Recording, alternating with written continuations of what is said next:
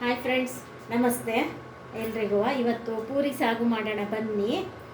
ಸಾಗುಗೆ ಏನೇನು ಬೇಕು ಅಂದರೆ ಈರುಳ್ಳಿ ಫಸ್ಟ್ ಒಗ್ಗರಣೆಗೆ, ಆಮೇಲೆ ಇದು ಬಟಾಣಿ, ಇದು ಕರಿಬೇವು, ಆಮೇಲೆ ಇದು ತರಕಾರಿ ಬೀನ್ಸು, ಕ್ಯಾರೆಟು, ಗಡ್ಡೆಕೋಸು, ಆಮೇಲೆ ಸೀಮೆ ಬದನೆಕಾಯಿದು, ಆಮೇಲೆ ಇಷ್ಟು ಐಟಮ್ ಸಾಸಿವೆ ಜೀರಿಗೆ ಒಗ್ಗರಣೆಗೆ ಬೇಕು. ಇದು ಜೀರಿಗೆ, ಇದು ಸಾಸಿವೆ ಒಗ್ಗರಣೆಗೆ ಬೇಕು.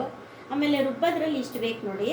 6 ಲವಂಗ ತೊಗೊಂಡಿನಿ, 2 ಚಕ್ಕೆ ತೊಗೊಂಡಿನಿ, 1 ಸ್ಪೂನ್ ಗಸಗಸೆ ತೊಗೊಂಡಿನಿ, ಆಮೇಲೆ ಇದು ಹಸಿಮೆಣ್ಸಿಕಾಯಿ ತೊಗೊಂಡಿನಿ. ರುಬ್ಬೋದ್ರಾಗೆ ಒಂಚೂರು ಈರುಳ್ಳಿ ತೊಗೊಂಡಿನಿ, ಬೆಳ್ಳುಳ್ಳಿ, ಶುಂಠಿ, ಹಸಿ ಕೊಬ್ಬರಿ, ಇದಿಷ್ಟು ರುಬ್ಬೋದು. ಈ ಮಸಾಲೆ ಇದಿಷ್ಟು ರುಬ್ಬೋದು. ಆಮೇಲೆ ಚಪಾತಿ ಹಿಟ್ಟು ಕಲಿಸ್ಕೊಂಡಿದ್ದೀನಿ ಪೂರಿಗೆ, ಗೋಧಿ ಹಿಟ್ಟು. ಸ್ವಲ್ಪ ಚಪಾತಿ ಹಿಟ್ಟಿಂದ ಪೂರಿಗೆ ಗಟ್ಟಿ ಕಲಿಸ್ಕೋಬೇಕು ಸ್ವಲ್ಪ, ಹಂಗಾದ್ರೆ ಪೂರಿ ಉಬ್ಬುತ್ತೆ, ಚೆನ್ನಾಗಿ ಬರುತ್ತೆ. ಪೂರಿ ಇದು ಹಿಟ್ಟು ಕಲಿಸ್ಕೊಂಡಿದ್ದೀನಿ. ಇದಿಷ್ಟು ಐಟಮ್ ನೋಡಿ. ಬಟಾಣಿ ತೊಳೆದ ನೋಡಿ, ಸಾಸಿವೆ ಜೀರಿಗೆ ಹಾಕಿದ್ದೀನಿ. ಇವಾಗ ಈರುಳ್ಳಿ ಹಾಕ್ತೀನಿ ನೋಡಿ. ಕರಿಬೇವು ಹಾಕಿದ್ದೀನಿ. ಇದು ಒಗ್ಗರಣೆ ಮಾಡೋದ್ರಾಗೆ ಎಲ್ಲ ಮಿಕ್ಸಿ ಮಾಡ್ಕೋಬೇಕು.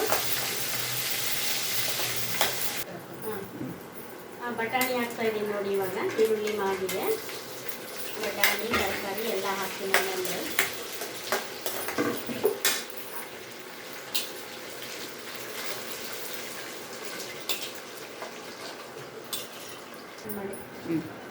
ನೋಡಿ. ಇವಾಗ ಅರ್ಧ ಬೆಂದಿದೆ. 2 ಸ್ಪೂನ್ ಉಪ್ಪು ಹಾಕ್ತಾ ಇದ್ದೀನಿ ಇದರಲ್ಲಿ. ಆಮೇಲೆ ಒಂದು ಚಿಟಿಕೆ ಅರಿಶಿನ ಹಾಕ್ತೀನಿ.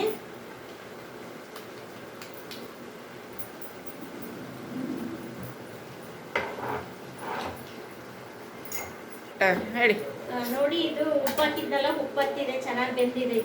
ಈಗ ಮಸಾಲೆ ಹಾಕ್ತಿದ್ದೀನಿ. ಮಸಾಲೆ ಹಾಕಿ ಸ್ವಲ್ಪ ಹೊತ್ತು ಒಂದು 5 ನಿಮಿಷ ಕುದಿಸ್ಬೇಕು ರೀ. ರುಬ್ಬಿದ್ದು ಮಸಾಲೆ. ಇದು ಕೊತ್ತಂಬರಿ ಹಾಕ್ತಾ ಇದ್ದೀನಿ ನೋಡಿ. ಸಾಗು ರೆಡಿಯಾಗಿದೆ. ಇವಾಗ ಪೂರಿ ಕರಿತಾ ಇದ್ದೀನಿ. ಬನ್ನಿ ಬೇಗ ಬೇಗ ತಿನ್ನೋಣ ಎಲ್ಲ. ನೋಡಿ, ಪೂರಿ ಮಾಡ್ತಾ ಇದ್ದೀನಿ ಇವಾಗ. ಉಬ್ಬಿದೆ ಪೂರಿ ನೋಡಿ. ಪೂರಿ ಎಷ್ಟು ಚೆನ್ನಾಗಿ ಉಬ್ಬಿ ಬರ್ತಾ ಇದೆ. ಪೂರಿ ರೆಡಿ ಆಯಿತು.